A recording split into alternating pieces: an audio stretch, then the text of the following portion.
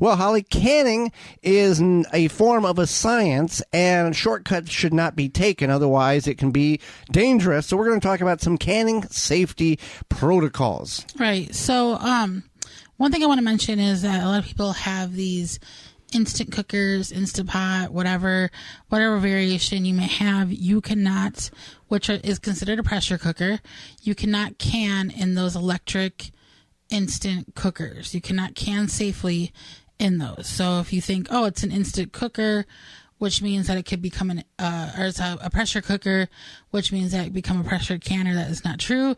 That is not safe. It will not get to the pressure that you need it to. So just keep that in mind. Also, oven canning.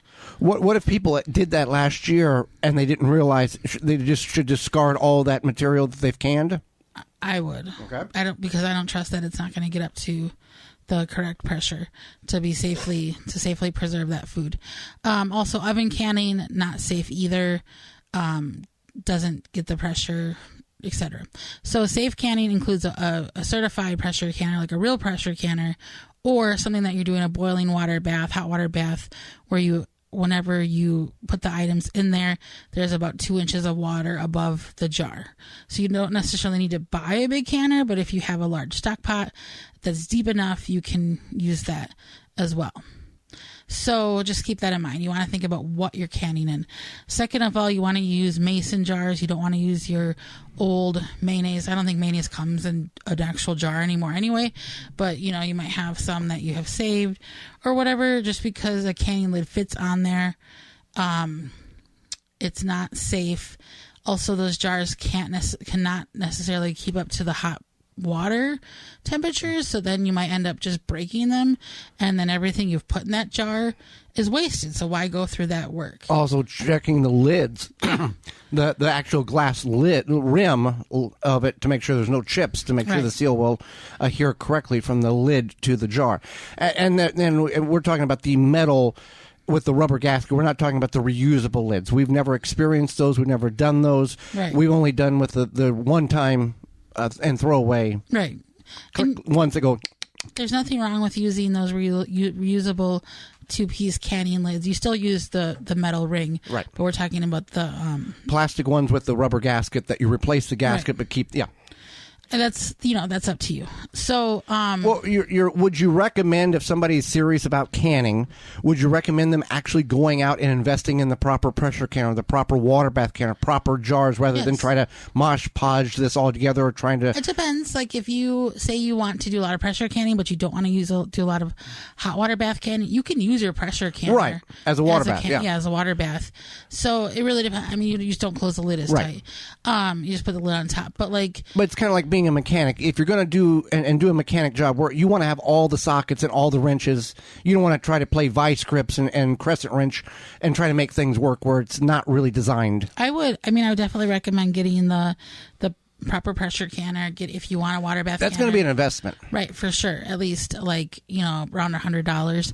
And then also getting the tools. There's a kit you can buy that has the funnel, the jar lifter, the magnet wand, head space measure, and those are about $10. You can get them in green, blue, or red. Yeah, I was at my local hardware store, getting a key made and picking up some flowers. Which that's a story in itself, but we don't have time for that.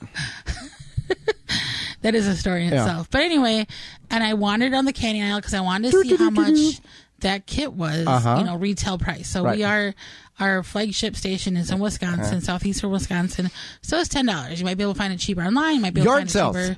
Yeah, yard sales. We're in yard sale season time. But it might not be the kit altogether. True. Yeah. Now we've got like 3 to 4 funnels. Oh yeah, I got one sitting over here that's glass that I've never used. Now when we do canning, we have 2 funnels. We have about 2 of everything. Right. Multiple towels, multiple funnels, multiple spatulas. So it's not this. Oh, I got to go clean this so I can. It's just toss in the sink, grab the new one, keep moving. Mm-hmm. Because canning is a time-sensitive deal where it's not it's got to be moved quickly. I would not recommend a glass funnel. I just have one. We found it at an antique store in my work office that I just keep for funsies. How many of you ever seen a glass canning funnel? I don't know. Yeah. That's a good question. GardenTalkRadio@gmail.com. Yeah. So another thing with the pressure canner. you want to get that serviced or at least looked at on a regular basis to make sure it's safe, that it doesn't have issues with the gaskets. Right. So you may have to do a little bit more searching to find somebody to look at your pressure canner. Sometimes you can find like your local university extension, somebody can look at it, or sometimes like hardware stores, the service desk people somebody might be there that can check the gaskets. It's not always easy these days. I hope that, as people start to can more, it becomes a thing. Obviously, people are buying the canning supplies. If the hardware store had like a quarter of an aisle, if not more, of canning stuff. Okay. So they had jars, they had all the accessories, they had, I don't know, like cheesecloth type stuff, like straining stuff. So filtering. I think they had some different like pickling mixes, stuff like that. And whenever we can, we want to follow the recipe, what it says. We don't want to take shortcuts or add or omit things that we are not supposed to, as well as do it in a timely fashion, because if you linger, it can greatly affect the end result of what you're canning. Right. And you want to make sure that you are planning ahead.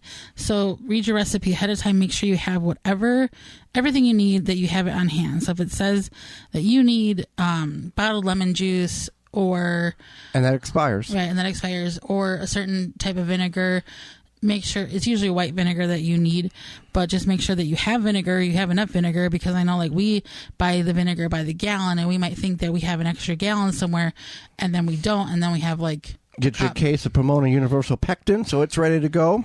Yeah, and then also just even like sugar, spices, whatever you might need, you want to make sure that you have that on hand, and even jars and lids, that you have enough of those, and that if you have wide mouth lids but not wide mouth jars, or vice versa, that's not going to work out for you. And the other thing you mentioned recipe.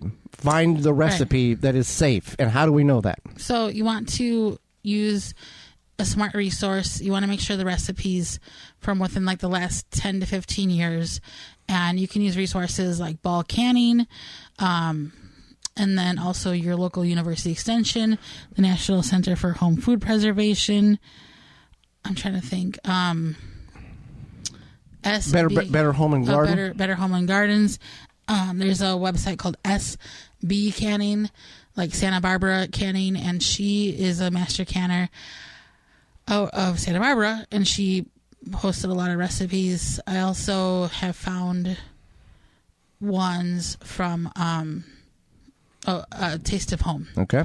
Yeah. So when it comes to safety of canning, it's not something you should...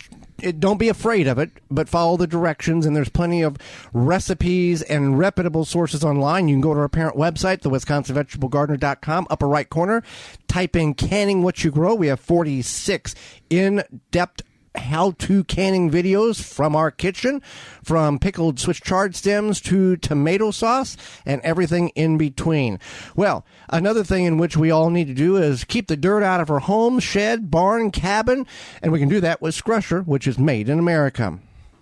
Yes, Scrusher Outdoor Shoe Cleaner. It's a shoe brush station that is built with weather-resistant steel frame and black UV powder-coated finish for year-round use. Easy to use with just a few passes through, whether it be your boot, shoes, what have you. Can remove dirt, mud, and slush from any type of shoe. Its user-friendly design ensures trouble-free cleaning, saving you time and effort. If you go to Scrusher.com, you can use the code NOMOREDIRT5 to save 5% off free shipping at checkout. Coupon code